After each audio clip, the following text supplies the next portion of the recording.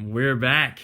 As Michael Jordan famously once said, Hutch and Huber Sports is back for another season of podcasts, although season 1 was just 4 episodes and they were not very good.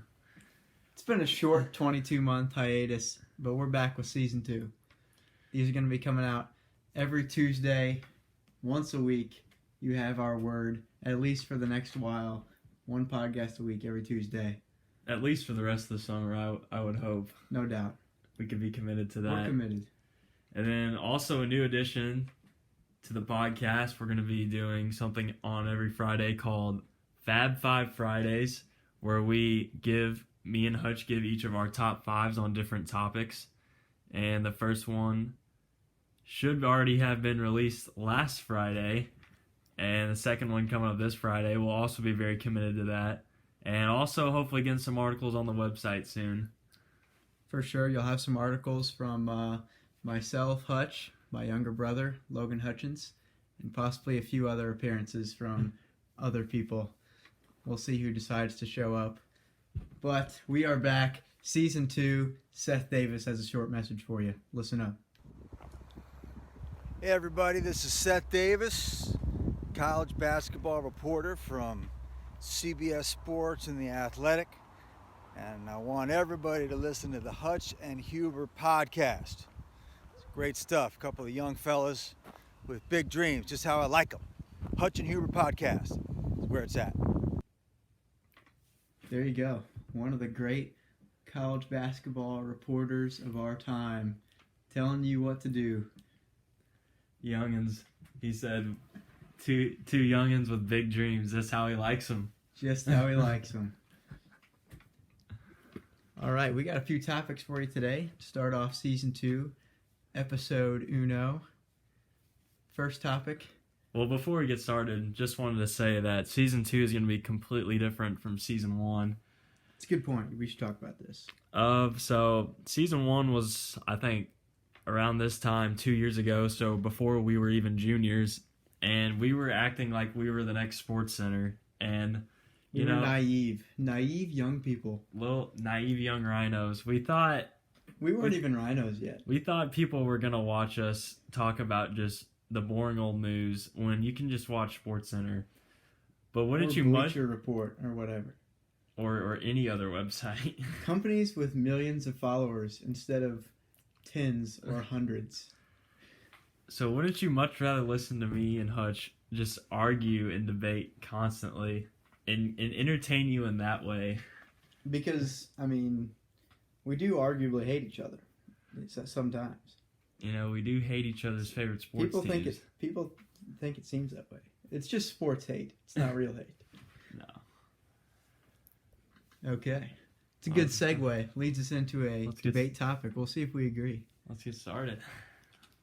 The basic premise of this topic, it's a would you rather. Would you rather root for a college university that is highly successful in one of the two major sports, being men's basketball and football, and sucks at the other, or a university that is decent at both?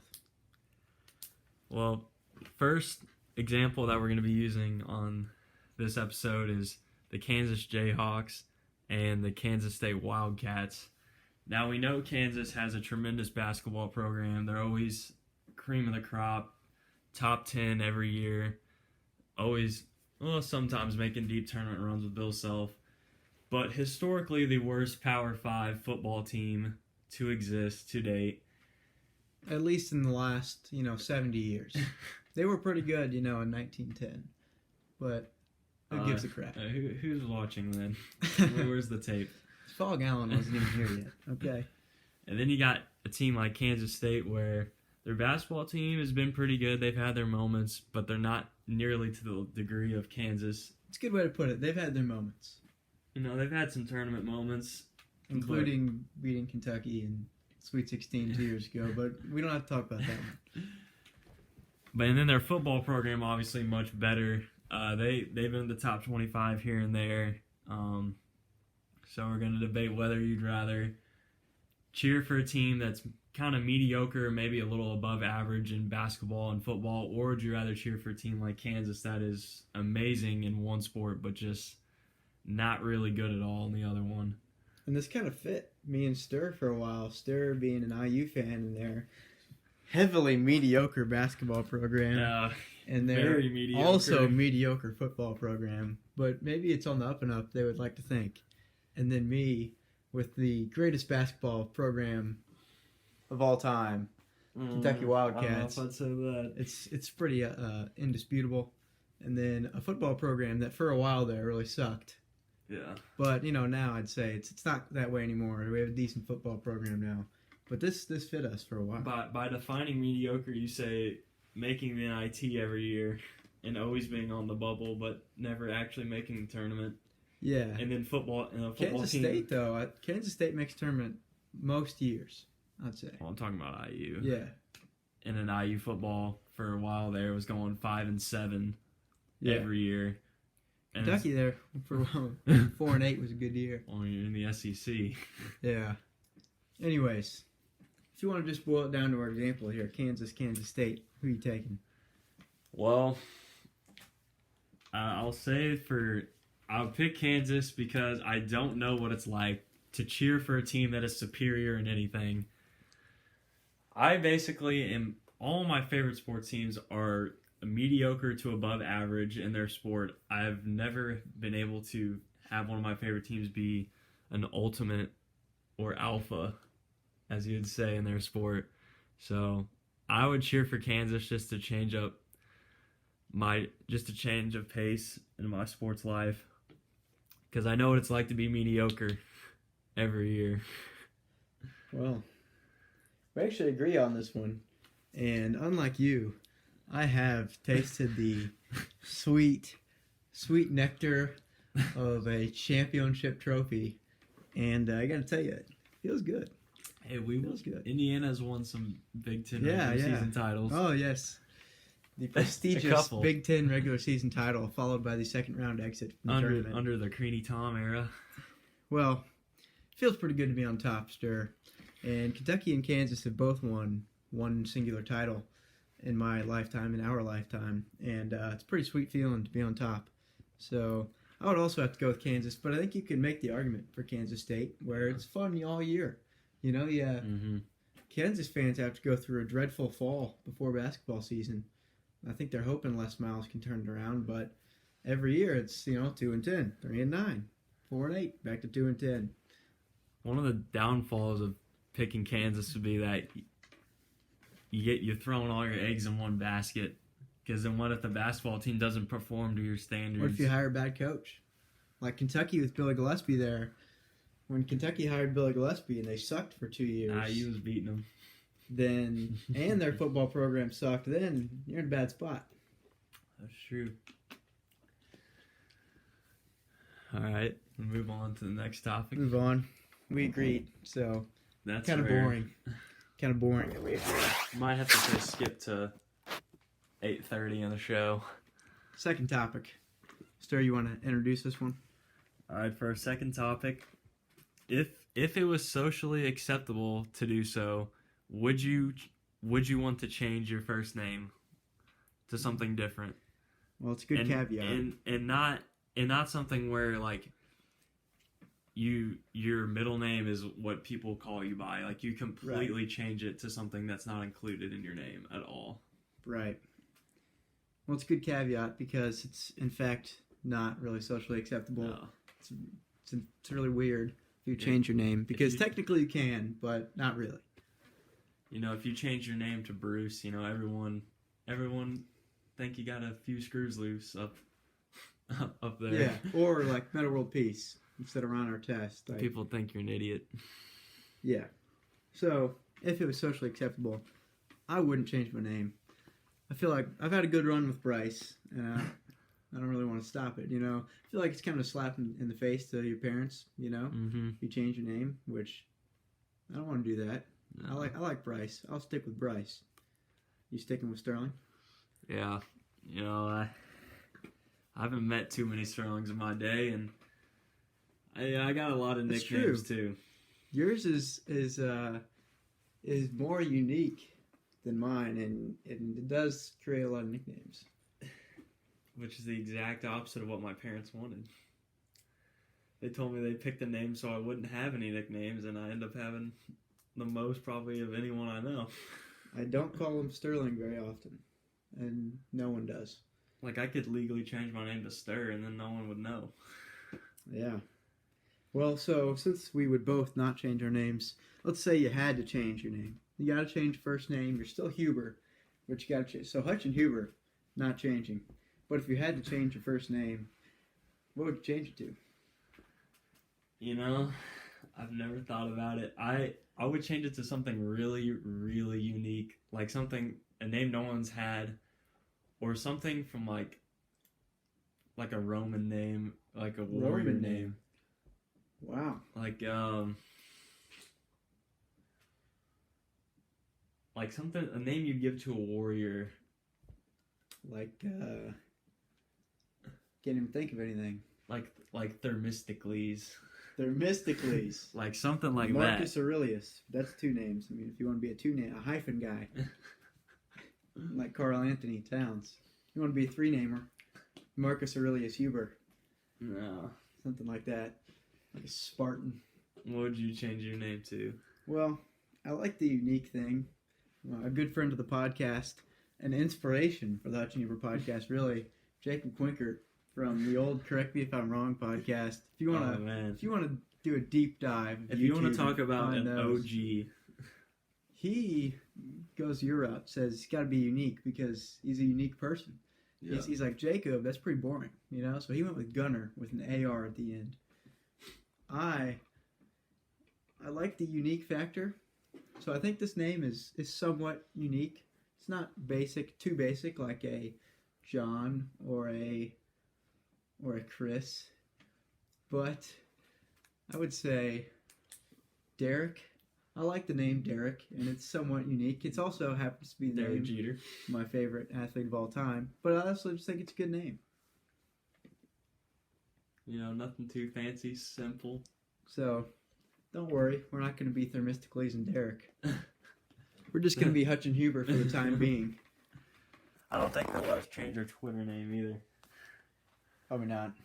You got to pay to do that kind of thing. And then also, it seems to be a trend nowadays, as millennials do, kind of what we're doing.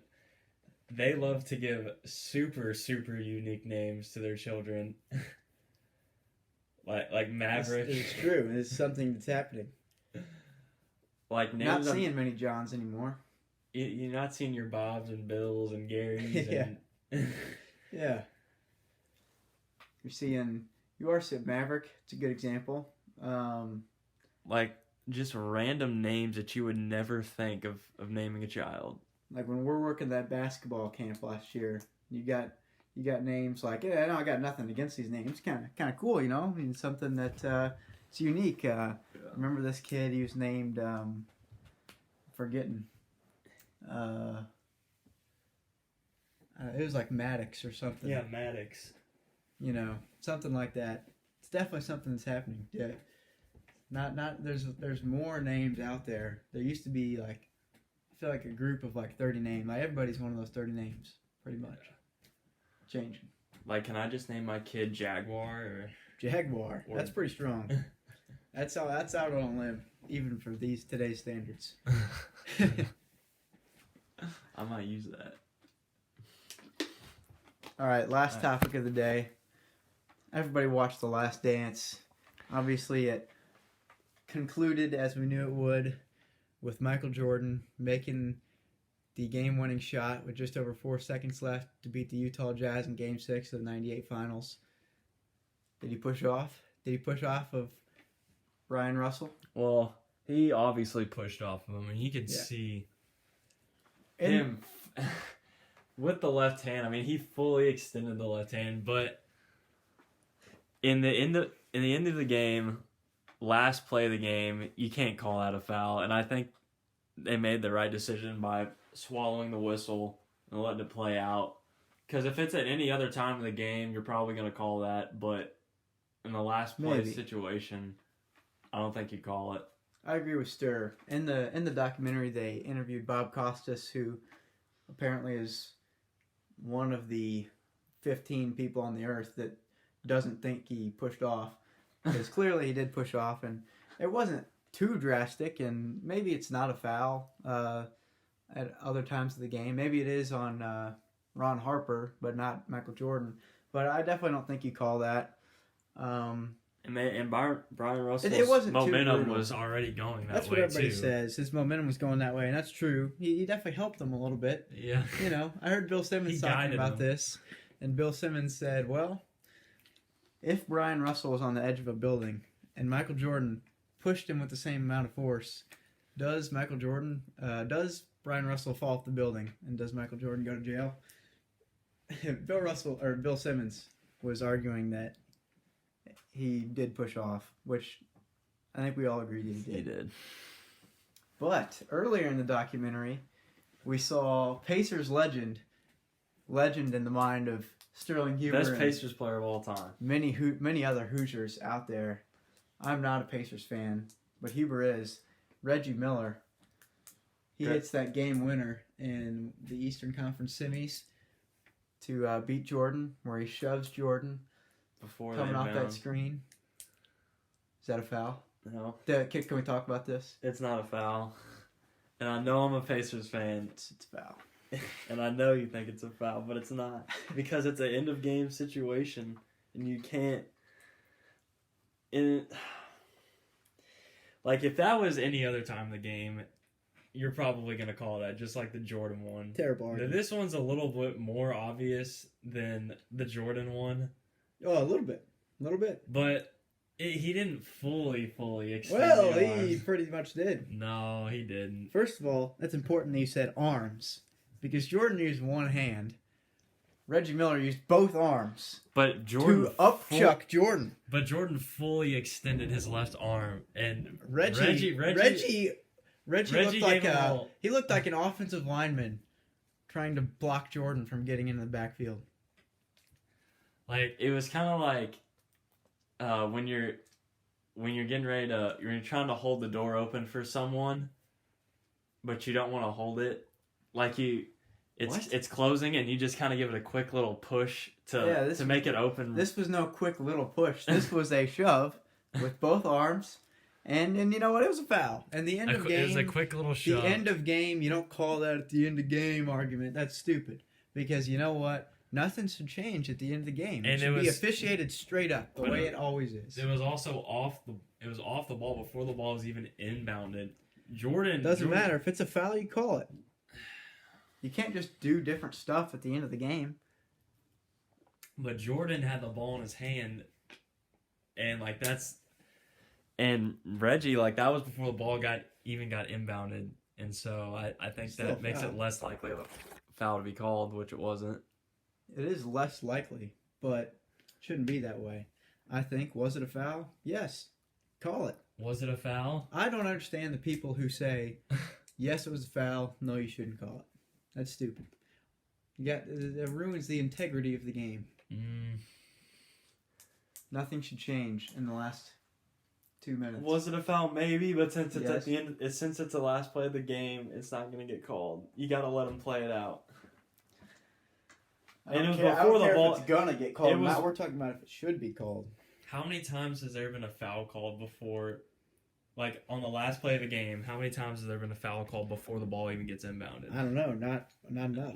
Not enough. There should be at least one more, because Reggie Miller should have gotten the whistle. I say yes, possible that it's a foul, but I would have swallowed my whistle. I would not have. Well, on that note, that is the conclusion of Episode 1, Season 2, Hutch and Huber Podcast. We're back. Back and better than ever, baby. Back and better than ever. That's what Seth Davis would tell you. For all those kids with dreams out there like me and Hutch, you can do it. You can get 42 subscribers on YouTube. 42 subscribers. You can get 700. Unprecedented success. You can get 900 followers on Twitter, which 800 of them are follow back We don't for a know follow them. back. Well, We have our own little, and you can be a part of our little sports podcast community if you want. it's a family. It is a family. Hutch and Huber family. Well, we're hitting the 20-minute mark, and that's when we want to cap these shows off. 15, 20 minutes. You know, we don't want People have short attention spans nowadays.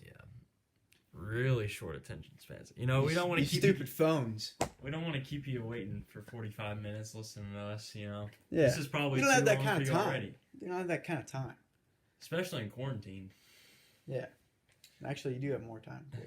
But Let us that's know, ending, so. let us know in the comments. Oh yeah. Also, our email. We forgot. hutchandhuber@gmail.com. Or is it Hutch and Huber 102 at No, it's Hutch and Huber. Spell it out. Hutch, A-N-D, Huber, @gmail.com. We're going to do a mailbag segment. Maybe every week, maybe once every couple of weeks. If you have any topics or questions, send them in. hutchandhuber@gmail.com. And let us know if you want any Hutch and Huber merch, because that's a very definite possibility in the future. So if you want Far future, far away future. if you want to rep your favorite podcast in the public and let everyone know what's up, what's up and coming. For now, you're just going to have to buy a white t-shirt and regular Sharpie. But listen to what Seth Davis told you to do. We'll see you next week.